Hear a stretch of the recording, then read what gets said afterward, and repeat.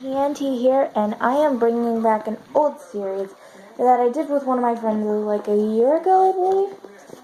It's a Read Aloud series, and today I'm going to be reading The Fault in Our Stars by John Green. Warning, this book does get sad. Leave a comment if you want me to continue this. Here we go. Chapter 1. Late in the winter of my 17th year, my mother decided I was depressed. Presumably because I barely left the house, spent quite a lot of time in bed, read the same book over and over, ate infrequently, and devoted quite a bit of my abundant free time, to thinking about death. Whenever you read a cancer booklet or website,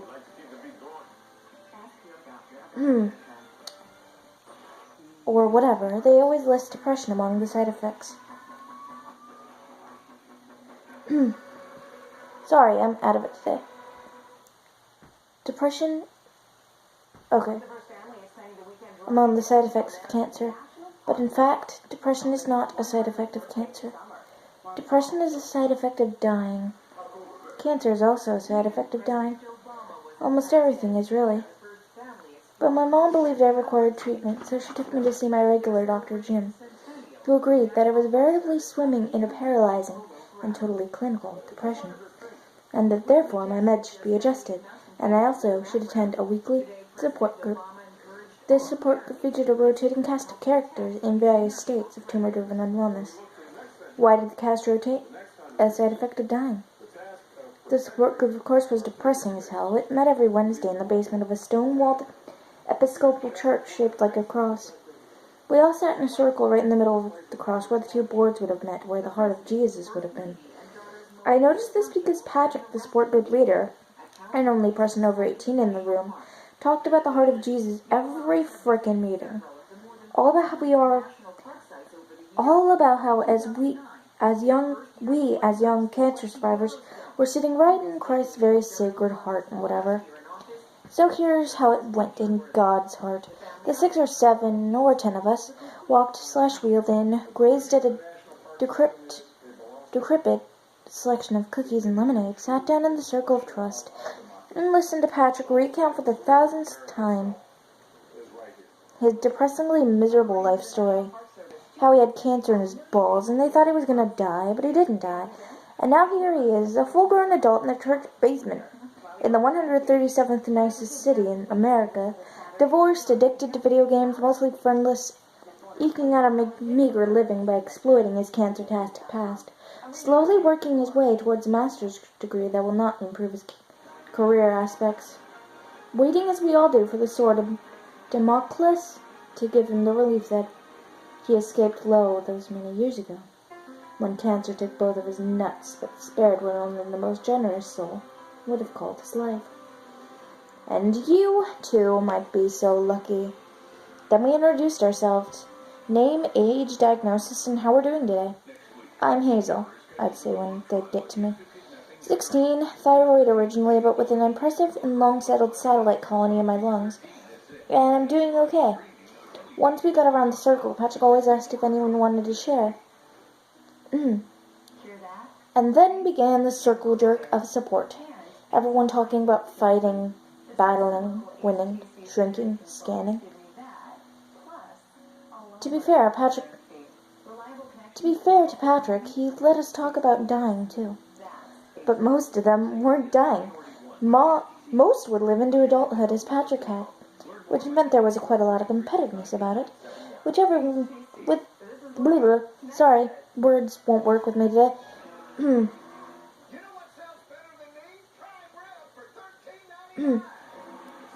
With everybody wanting to beat not only cancer itself, but also the other people in the room. I realize that it is irrational, but when they tell you that you have, say, a 20% chance of living 5 years, the math kicks in and you figure that's 1 in 5, so you look around and think, as any healthy person would, I gotta outlast 4 of these bastards.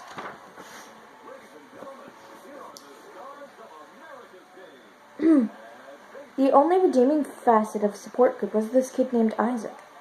A long-faced, skinny guy with straight blonde hair swept over one eye. And his eyes were the problem. He had some fantastically improbable eye cancer. One eye had been cut out when he was a kid, and now he wore a kind of thick glasses that made his eyes, both the real one and the glass one, preternaturally huge. Like his whole head was basically just a fake eye and this real eye staring at you. From what I could gather, the rare occasions when Isaac shared with the group, a recurrence had placed his remaining eye in mortal peril. Isaac and I communicated almost exclusively through sighs. Each time someone discussed anti-cancer diets or snorting ground-up shark fin or whatever, he'd glance over at me and sigh ever so slightly. I'd shake my head and microscopically exhale in response. Just so support group blew, and after a few weeks I grew to be rather kicking and screaming about the whole affair. In fact, on the Wednesday I made the acquaintance of Augustus Waters. I tried my level best to get out of the support group while sitting on the couch with my mom in the third leg of a 12-hour marathon of the previous seasons of America's Next Top Model, which admittedly I had seen, but still. I refuse to attend support group. One of the symptoms of depression is disinterest in activities. Please just let me watch America's Next Top Model. It's an activity. Television is a passivity. Mom, please. Hazel, you're a teenager. You're not a little kid anymore. You need to make friends, get out of the house, and live your life. If you want me to be a teenager, don't send me to support group. Buy me a fake ID so I can go to clubs, drink vodka, and take pot. You don't take pot, for starters. See, that's the kind of thing I'd know if you got me a fake ID. You're going to support group. Hazel, you deserve a life. That shut me up, although I failed to see how attendance at support group met the definition of life. Still, I agreed to go after negotiating the right to record the 1.5 episodes of America's Next Top Model I'd be missing. I went to support group for the same reason that I'd once allowed nurses with a mere 18 months of graduate education to poison me with exotically named chemicals. I wanted to make my parents happy. There is only one thing in this world shittier than biting it from cancer when you're 16, and that's having a kid who bites it from cancer. Mom pulled into the circular driveway behind the church at 4:56. I pretended to fiddle with my oxygen tank for a second just to kill time. Do you want me to carry it in for you? No, it's fine, I said. The cylindrical green tank only weighed a few pounds, and I had this little steel cart to wheel it around behind me. It delivered 2 liters of oxygen to me each minute through a cannula, a transparent tube that split just beneath my neck, wrapped behind my ears, and then reunited in my nostrils. The contraption was necessary because my lungs sucked at being lungs. Love you, she said as I got out. You too, Mom. See you at 6. Make friends, she said through the rolled-down window as I walked away. I didn't want to take the elevator because taking the elevator is a last days kind of activity at support group. So I took the stairs. I grabbed a cookie and poured some lemonade into a Dixie cup and then turned around. A boy was staring at me. I was quite sure I'd never seen him before. Long and leany, muscular. Long, leany, and muscular. He dwarfed the molded plastic elementary school chair he was sitting in. Mahogany hair, straight and short. He looked my age, maybe a year older. And he sat with his tailbone against the edge of the chair, his posture aggressively poor, one hand half in a pocket of dark jeans. I looked away, suddenly conscious of my myriad insufficiencies. I was wearing old jeans which had once been tight but now sagged in weird places, and a yellow t-shirt advertising a band I didn't even like anymore. Also my hair. I had this page boy haircut and I hadn't even bothered to brush it. Furthermore, I had ridiculously fat chipmunk cheeks, a side effect of treatment. I looked like a normally proportioned person with a balloon for a head. This one's not even to mention the cankle situation. And yet, I could have glanced to him, and his eyes were still on me. It occurred to me why they call it eye contact. I walked into the circle and sat down next to Isaac, 2 seats away from the boy. I glanced again. He was still watching me. Look, let me just say it. He was hot. A non-hot boy stares at you relentlessly, and it is at best awkward, and worst, a form of assault. But a hot boy, well. I pulled out my phone and clicked it so it would display the time. 4:59. The circle filled in with the unlucky 12 to 18s, and then Patrick started us off with the serenity prayer. God grant me the serenity to accept the things I cannot change, the courage to change the things I can, and the wisdom to know the difference. The guy was still staring at me. I felt rather blushy. Finally, I decided that the proper strategy was to stare back. Boys don't have a monopoly at the staring business after all, so I looked him over as Patrick acknowledged for the 1000th time his ballishness, etc., and said it was a staring contest. After a while, the boy smiled, and then finally his blue eyes glanced away. Wait, hold on, I lost my place. Sorry. When he looked back at me, I flicked my eyebrows up to say, I win. He shrugged. Patrick continued, and then finally it was time for the introductions. Isaac, perhaps you'd like to go first today? I know you're facing a challenging time. Yeah, Isaac said. I'm Isaac, 17, and it's looking like I have to get surgery in a couple weeks. After which I'll be blind. Not to complain or anything, but because I know a lot of us have it worse, but yeah, I mean, being blind does sort of suck. My girlfriend helps, though, and friends like Augustus. He nodded towards the boy, who now had a name. So, yeah, Isaac continued, he was looking at his hands, which he had folded into each other like the top of a teepee. There's nothing you can do about it. We're here for you, Isaac, Patrick said. Let Isaac hear it, guys, and then we all, in a monotone, said, We're here for you, Isaac. He'd always had leukemia. Oh, Michael was next. He was 12. He had leukemia. He'd always had leukemia. He was okay, or so he said. He'd taken the elevator. Lito was 16 and pretty enough to be the object of a hot boy's eye. She was regular in a long remission from appendical cancer which I had not previously known existed. She said, as she had every other time. I'd attended support group that she felt strong, which felt like bragging to me as the oxygen drizzling nubs tickled my nostrils. There were 5 others before they got to him. He smiled a little when his turn came. His voice was low, smoky, and a bit sexy. My name is Augustus Waters, he said. I'm 17. I had a little touch of osteoroma a year and a half ago, but I'm just here today at Isaac's request. And how are you feeling? Asked Patrick. Oh, I'm grand, Augustus Waters smiled with a corner of his mouth. I'm on a roller coaster that only goes up, my friend. When it was my turn, I said, Hazel, I'm 16. Thyroid with mets in my lungs, I'm okay. The hour proceeded apace. Fights were recountered. Battles won amid wars should it be lost. Hope was clung to. Families were both celebrated and denounced. It was agreed that friends just didn't get it. Tears were shed. Comfort proffered. Neither Augustus Waters nor I spoke again until Patrick said, Augustus, perhaps you'd like to share your fears with the group. My fears? Yes. I fear oblivion, he said without a moment's pause. I feared like the proverbial blind man who is afraid of the dark. Too soon, Isaac said, cracking a smile. Was that insensitive? Augustus asked. I can be pretty blind to other people's feelings. Isaac was laughing, but Patrick raised a chastising finger and said, Augustus, please, let's return to you and your struggles. You said you fear oblivion? I did, Augustus answered. Patrick seemed lost. Would anyone else like to speak to that? I hadn't been in proper school in 3 years. My parents were my 2 best friends. My 3rd best friend was an author who did not know I existed. I was a fairly shy person, not the hand-raising type, and yet just this once I decided to speak. Hold on, let me correct my neck.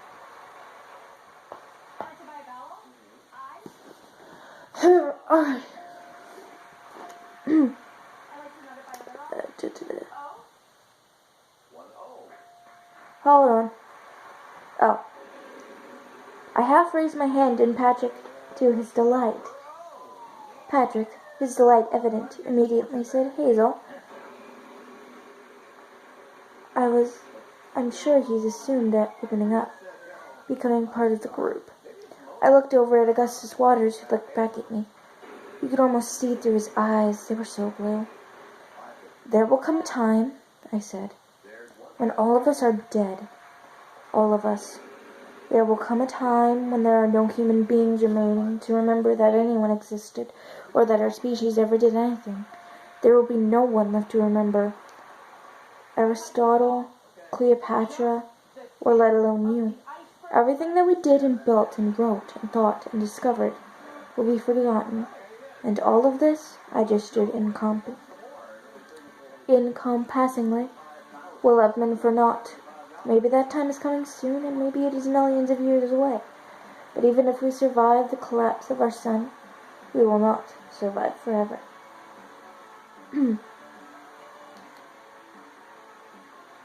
There was time before organisms experienced consciousness, and there will be a time after. And if the inevitability of human oblivion worries you, I encourage you to ignore it. God knows that's what everyone else does. I learned this from my aforementioned third best friend, Peter Van Houten, the reclusive author of An Imperial Affliction, the book that was a close thing that I had to a Bible.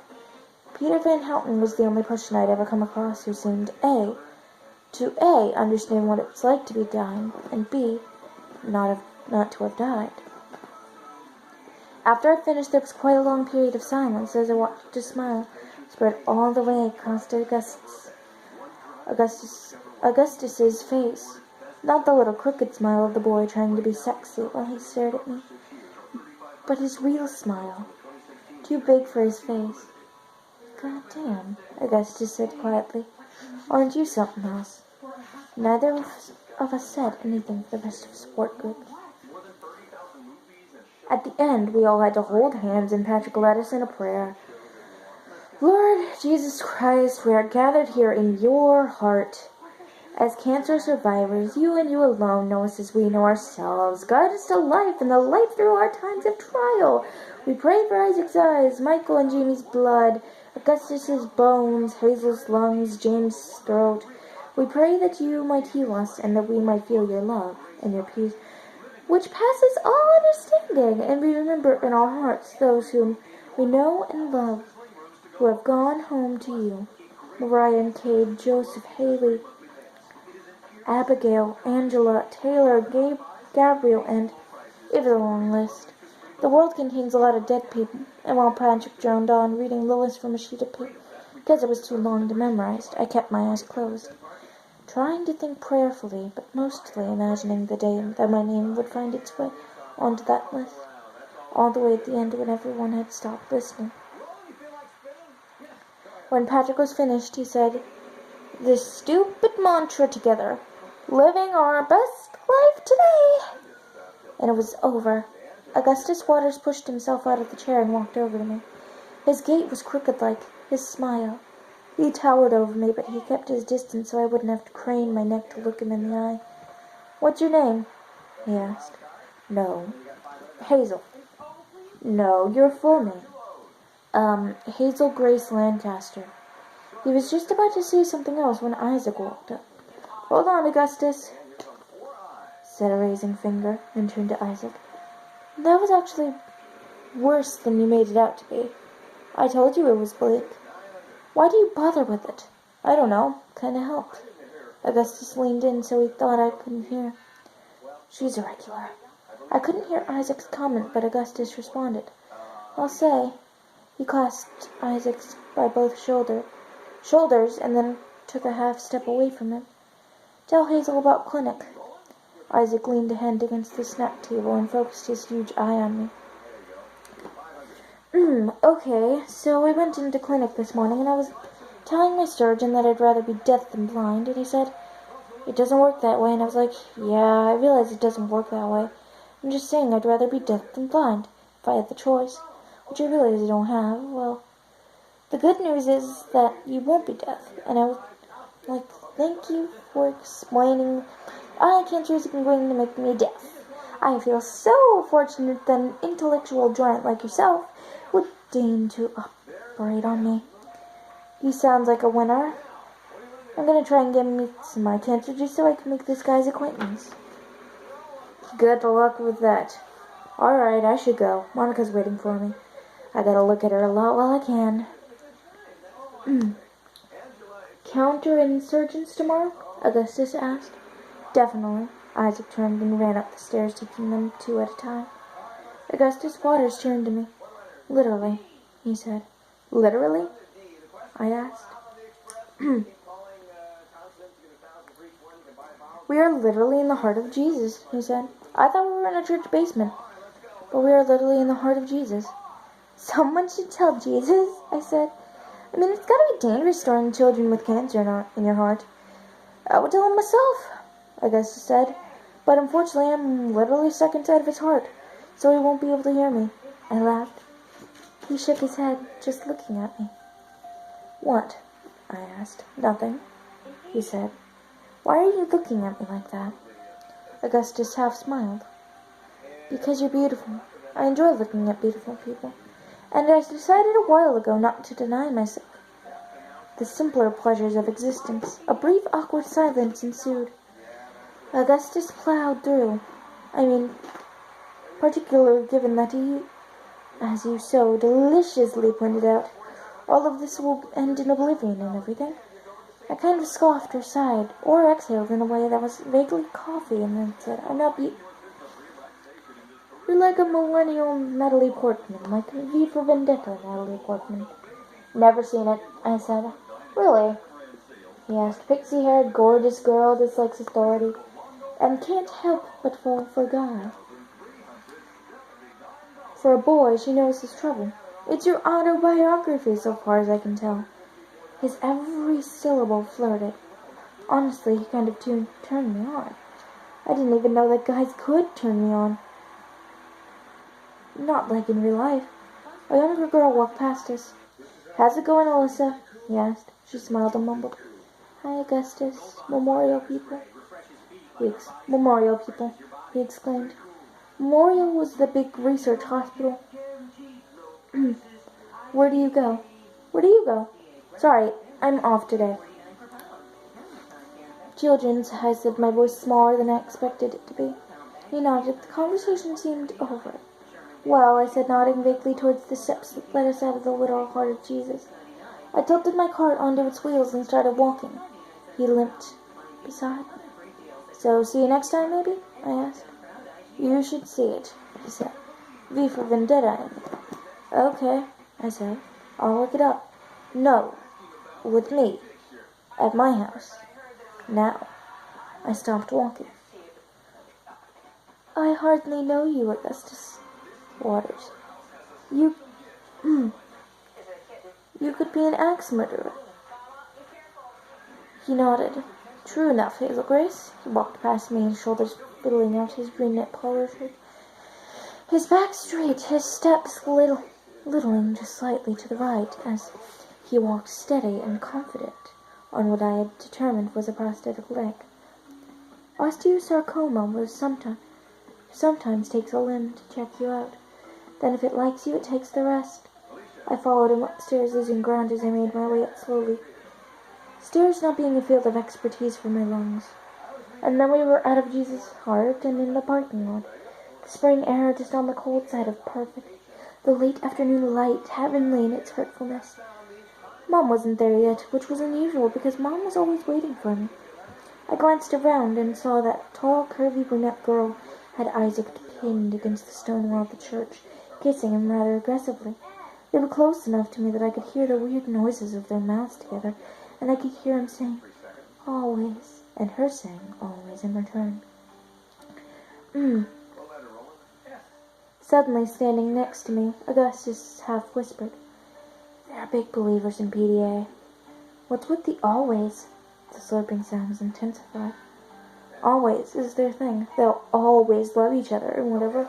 I would conservatively estimate they have texted each other the word always 4 million times in the last year. A couple more cars drove up, taking Michael and Alyssa away. It was just Augustus and me now, watching Isaac and Monica, who proceeded at a pace as if they were not leaning against a place of worship.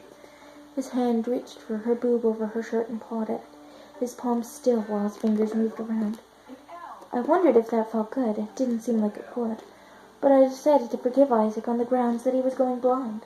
The senses must feast while there is hunger, yet hunger and whatever. Imagine taking that last drive to the hospital, I said quietly. The last time you'll ever drive a car. Without looking over at me, Augustus said, You're killing my vibe here, Hazel Grace. I'm trying to observe young love in its many splendid awkwardness. I think he's hurting her boob, I said. Yes, it's difficult to ascertain whether he's trying to rouse her or perform a breast exam. Then Augustus Waters reached into his pocket and pulled out of all things a pack of cigarettes. He flipped it open and put a cigarette between his lips. Are you serious? I asked. You think that's cool? Oh my God, you just ruined the whole thing. Which whole thing? He asked, turning to me. The cigarette dangled unlit from the unsmiling corner of his mouth. The whole thing where a boy who's not unattractive or unintelligent or seemingly in any way unacceptable stares at me and points out incorrect uses of literally and compares me to actresses and asks me to watch a movie at his house. But of course, there's always a mantra, and yours is that. Oh my God! Even though you had freaking cancer, you give money to a company in exchange for the chance to acquire yet more cancer. Oh my God! Let me just assure you, not being able to breathe sucks. Totally disappointing. Totally. A hamatra? He asked, the cigarette still in his mouth. It tightened his jaw. He had a hell of a jawline, unfortunately. A fatal flaw, I exclaimed, turning away from him. I stepped away toward the curb, leaving Augustus Waters behind me, and then I heard a car start down the street. It was Mom. She'd been waiting for me to, make a friend or whatever. I felt this weird mix of disappointment and anger welling up inside of me. I don't even know what the feeling was, really. Just that there was a lot of it, and I wanted to smack Augustus Waters, and also replace my lungs with lungs that didn't suck at being lungs. I was standing with my Chuck Taylors on the very edge of the curb, the action tank ball and chained in the cart by my side, and right as my mom pulled up, I felt a hand grab mine. I yanked my hand free, but turned back to him. They don't kill you unless you like them, he said. It's a metaphor, see? You put the killing thing right between your teeth, but you don't give the power to do the killing. It's killing, sorry. It's a metaphor, I said dubious. Mom was just idling. It's a metaphor, he said. You choose your behaviors based on their metaphorical resonances? Sorry, I said. Oh, yes, he smiled, the big, gloopy, real smile. I'm a big believer in metaphor, Hazel Grace. I turned to the car, tapped the window, it rolled down. I'm going to a movie with Augustus Waters, I said. Please record the next several episodes of ANTM Marathon for me. There you guys go. That was chapter 1 of The Fault in Our Stars by John Green. Hope you enjoyed. See you next time.